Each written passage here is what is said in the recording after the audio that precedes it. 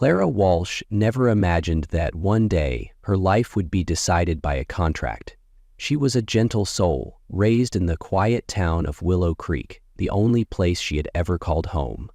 Every day she helped her father tend to the apple orchard behind their house, painted watercolor landscapes in her spare time, and dreamed of the crisp white walls of a gallery in a faraway city. To Clara, life was modest, but it held dreams, and it was peaceful. Until the harsh winter swept through town, destroying the entire crop and pushing her family to the edge of ruin. Her father, Earl Walsh, a quiet but kind man, had tried everything to hold things together. But without rain, there were no apples. And without apples, there was no money. The bank debts piled high and creditors began arriving at their doorstep. Clara had never seen her father kneel to anyone until that fateful day. A man from the city, well-dressed and cold-spoken, came with a strange proposal. A marriage. Not for love, but for necessity. If Clara agreed to marry Julian Hart, a wealthy, reclusive tech entrepreneur, all the family's debts would vanish. The land would be safe, the house wouldn't be foreclosed, her father wouldn't have to sell everything he had ever worked for. Clara knew almost nothing about Julian Hart, other than the fragmented headlines. Eccentric genius, lives in isolation, no friends, never seen with a woman. But this man was offering the only lifeline that could save what she held dear. She could say no. She could pack up her dreams and leave. But she didn't. She couldn't. When her father took her hands in his calloused grip and whispered, "I'm sorry, but there's no other way," Clara understood. Her dreams had to give way to survival. And so, with trembling hands and a heavy heart, Clara Walsh stepped into a future she did not choose, with only the faint hope that sometimes the things we never wish for become the ones we cherish most. Julian Hart was unlike any man Clara had ever met. He wasn't one to smile easily, nor did he speak much. People called him a tech prodigy, the mind behind a global cybersecurity empire, but few knew he lived in near-total isolation in a lakeside estate deep in the mountains of Lakeboro, a place few dared to visit. No parties, no press, no one truly knew Julian, and it seemed he preferred it that way. Clara met him for the first time at a notary office. There were no flowers, no greetings, just a cold wooden table, stacks of legal documents, and blue ink waiting for signatures. Julian arrived 10 minutes late. He wore a simple charcoal gray suit, no tie, no watch. Tall, lean, and silent. The moment he entered, no introductions were necessary. His presence spoke for itself. Yet oddly, he didn't look at her.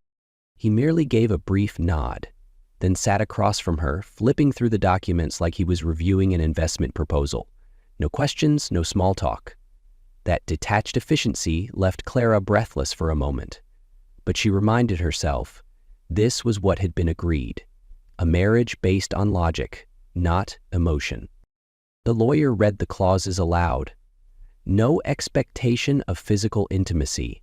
Clara heard that line and felt an odd sense of relief. Each party retains private living quarters. Julian nodded. Duration. Indefinite unless mutually dissolved. Then came the signing. Julian went first. His pen strokes were firm and quick, like he was outlining a business merger. When the pen was handed to Clara, she paused. She looked at it, then at her own hands. Trembling, light as a dying autumn leaf, she signed, Clara Walsh. Soft, unsteady, unsure if the signature even looked like hers anymore. When it was done, Julian finally looked up. For the first time, he met her gaze. His eyes were gray, not cold as she had feared, but something deeper, like a storm locked inside. He spoke. "Thank you for agreeing. I know this isn't easy." Just one sentence, but Clara understood something then. This man wasn't heartless. He was simply shut off.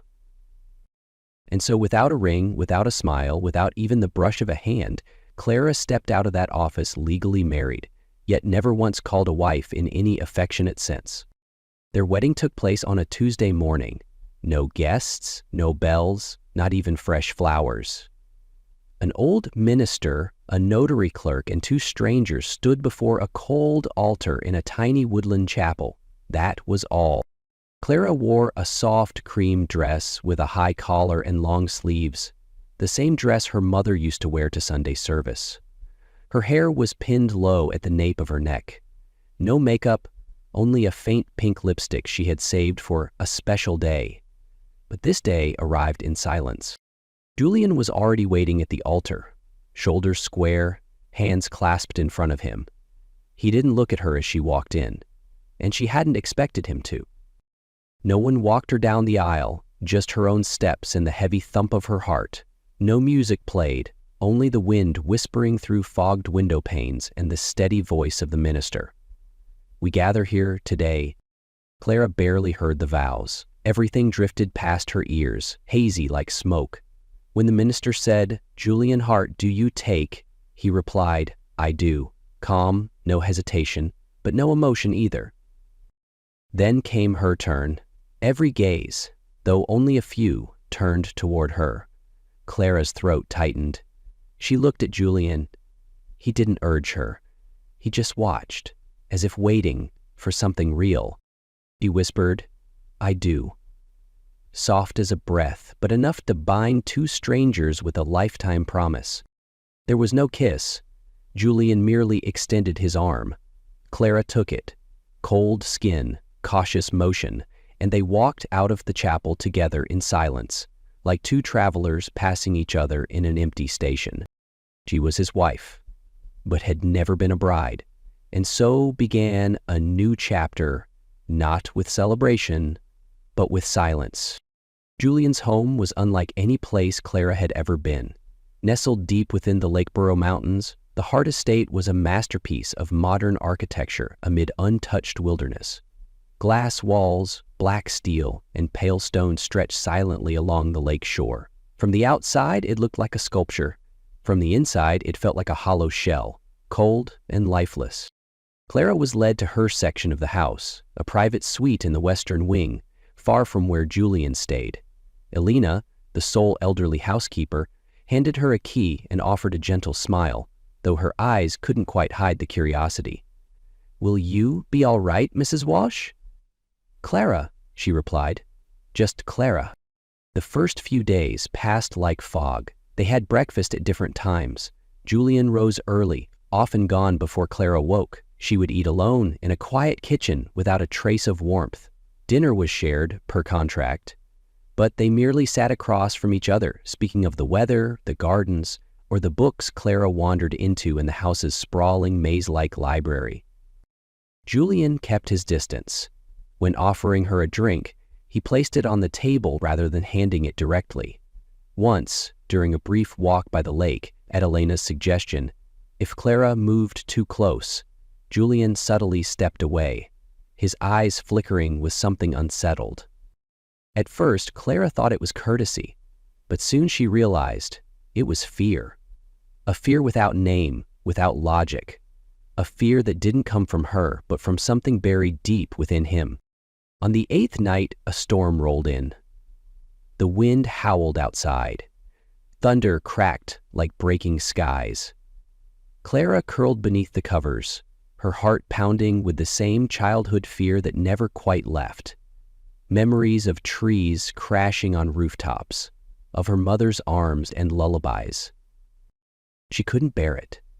Throwing on a robe, feet bare on the cold floor, Clara stepped into the dark hallway and moved toward the faint light spilling from under a door in the east wing.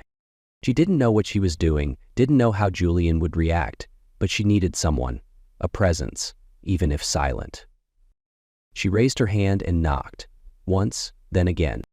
His voice came through rough but alert. "Who is it?" Clara took a breath and whispered, "It's me, Clara." The door opened slowly, creaking just slightly. Julian stood before her in dark gray sleepwear, hair tousled from bed, but his eyes were sharp and fully awake. He looked at her as if unsure whether she was truly standing there. "Are you all right?" His voice wasn't as dry as usual. It was laced with concern. Clara shook her head. I hate thunderstorms. Ever since I was a child. I know it sounds silly, but—" "No," Julian cut in, his voice low but gentler. "It's not silly at all." He stepped aside. "Come in." She entered his private space for the first time. It was simpler than she had imagined. No luxury, no excess, just a desk, a bookshelf, an armchair near the fireplace, a bed neatly made with gray sheets. Almost nothing personal. No photographs, no keepsakes. "You can sit wherever you like," he offered. Clara was about to sit by the window, but a lightning flash made her pull away. Julian noticed. "The bed? It's farther from the window," he suggested, a bit hesitant. "If you'd prefer." She nodded, gently taking a seat on the edge of the bed. He remained a few paces away, like he was the one unsure of his place in his own room. "Fear is a natural response," Clara said softly. "Do you have any fears?" Julian was silent for a long time before answering, being alone forever. She looked at him, not with judgment, but with the quiet understanding of someone truly listening. "Julian," she hesitated. "Can I ask something personal?" He nodded slowly. "Why me? Why did you choose me?" He turned away, eyes fixed on the dark beyond the glass. "Because you didn't want this, like me. Because you didn't expect anything from me. No demands, no pressure. You weren't dangerous." Silence settled around them. Then he turned back to her. "You know, you're the first person to touch me, and I didn't want to run." Clara's hand tensed in her lap. Then, "Why are you afraid to be near me?" Julian swallowed. "Because I don't know how. I don't know how to be close to someone. I don't know how to love or touch without hurting. My father didn't allow crying, no hugs, no affection. I was raised like a project, not a child." His voice broke, like stones crumbling in a deep cavern. "I've never kissed anyone, Clara, never held hands, never let anyone this close." She rose, approaching slowly, as if moving toward a wounded bird. "I won't touch you unless you want me to." Julian looked at her, his eyes filled with 100 things he had never spoken. "Would you like to try?" she asked, just a small touch. He nodded. "Barely." Clara reached out, hesitant, and gently placed her fingertips on the fabric of his sleeve. His skin was cool, his muscles tight, but he didn't flinch. "See?" she whispered. "Not as bad as you feared." Julian looked down where her fingers rested, then looked up at her again. This time, his gray eyes were no longer just a storm. They were the sky after it. "It's the first time," he said, "and I don't want it to be the last." After that night, something changed.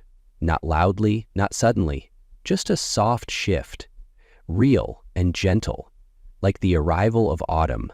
No one sees the exact moment it comes, but by morning, the leaves have turned. Julian began appearing more often. He no longer avoided her. No more unconscious steps back when she approached. Instead, he quietly made 2 cups of coffee each morning, placing one at the seat across from Clara, the seat that used to remain empty.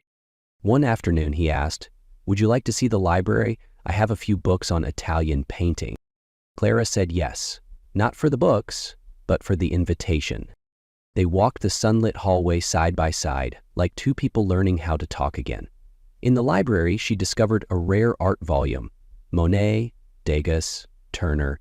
Julian watched her eyes light up, and for the first time, he smiled without hiding it. A few days later, Clara woke to an unfamiliar sound. When she opened her door, she found a small wooden basket waiting. Inside were new paintbrushes, watercolor paper, and a handwritten note. "In case you still want to paint." No name, but she knew who it was from. That day, for the first time in years, Clara sat by her window and began to paint again. She didn't know what she was painting, just colors, movement, feeling, but her hands no longer trembled. When Julian saw the first piece, he stood in front of it for a long time, silent. Then he whispered, "It feels like freedom." Clara looked at him. "That's something I never thought I'd feel in this house." Julian lowered his gaze, his voice barely audible. "Me neither." Clara had never stepped into Julian's world. She lived in it, yes, but always on the edge of a space that never quite made room for her, until the day he said, "I have a short meeting at the office in the city. If you'd like to come, I'd be glad." Clara was surprised, but she nodded. The car took them into the heart of the city, where everything seemed made of steel, glass, and urgency. Julian's office occupied the top 3 floors of a towering skyscraper. The elevator opened to black wood panels, reflective surfaces, and people dressed so precisely they looked automated. Julian left her in his private office. "There are books, tea. I won't be long," he smiled. A small, real one. Clara sat by the window, gazing down at the city like observing another planet through a pane of glass. She was flipping through a magazine when voices echoed from the hallway. "She's actually here?" A woman's voice, scoffing. "Yeah, Hart's new wife. Looks like she stepped out of a barn. Probably thinks she won the lottery. Or got bought like a doll. Word is, he doesn't even touch women. Maybe she's just quiet and obedient, like furniture." Clara froze. Her eyes no longer saw the page. Each sentence pierced her chest like a needle. They spoke of her as if she had no soul, as if she were an object.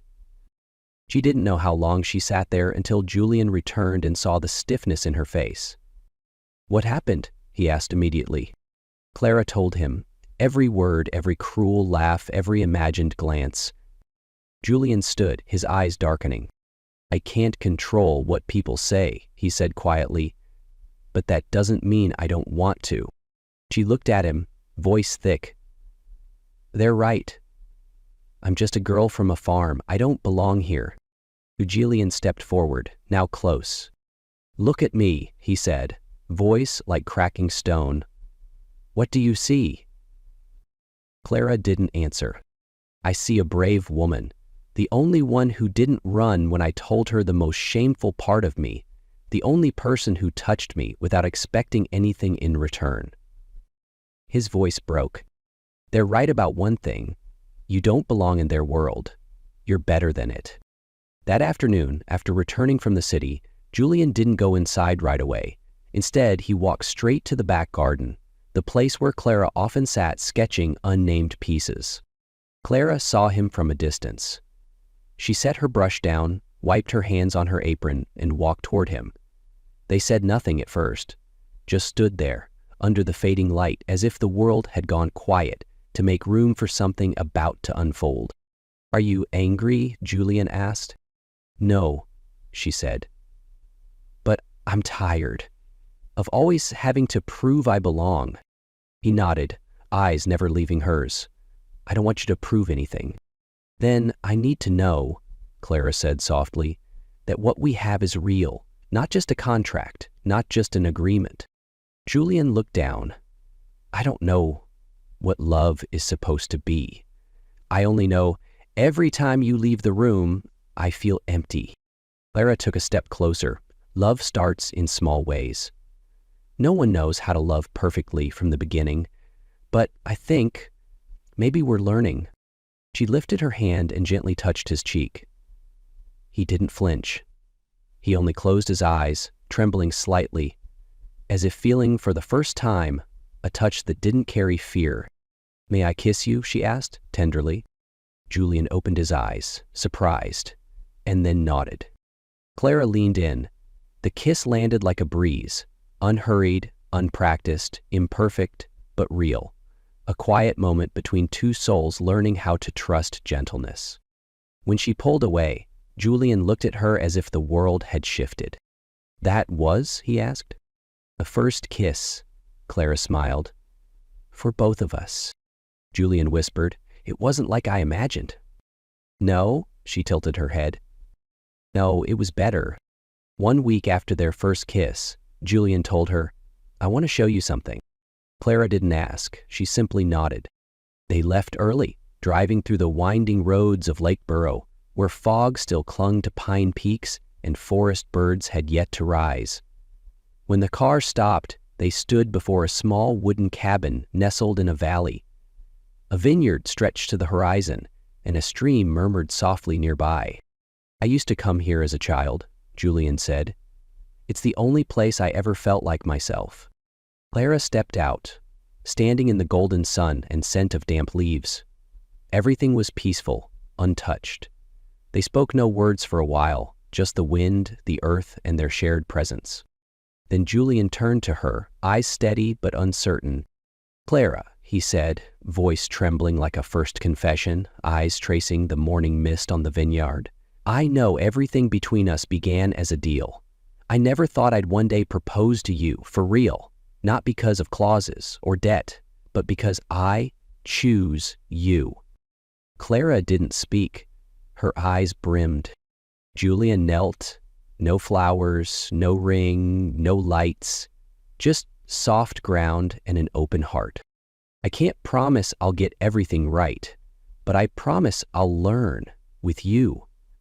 I want us to begin again, truly, as husband and wife, not out of obligation, but because we both want to."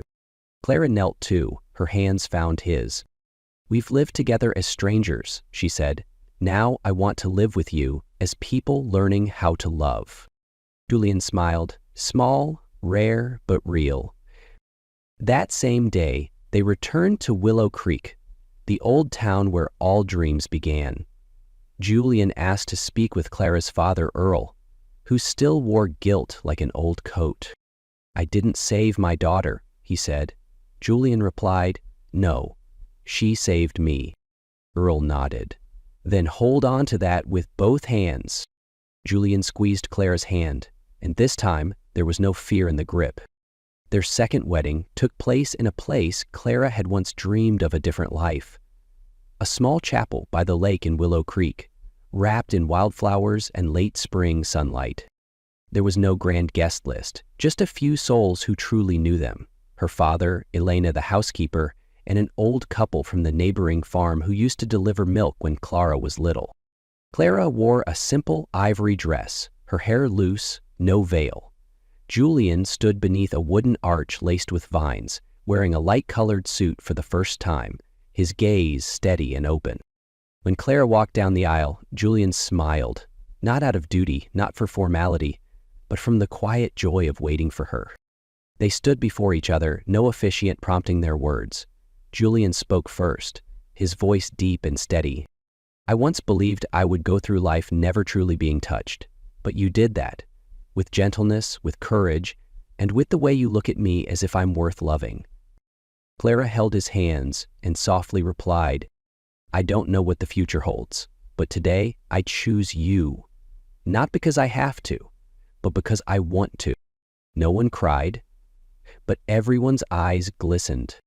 This time, when they kissed, there was no hesitation, no unfamiliarity, just two people who had learned how to love in their own way. A vow spoken, not from a contract, but from the heart.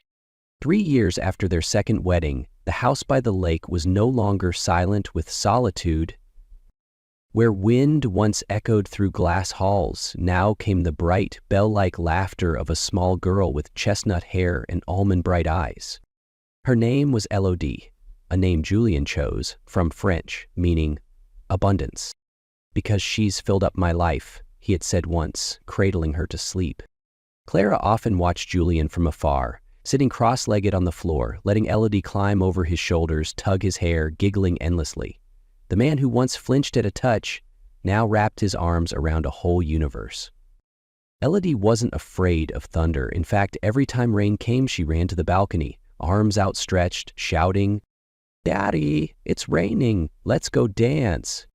Julian hesitated the first time, unsure whether his world of code and control had space for barefoot chaos.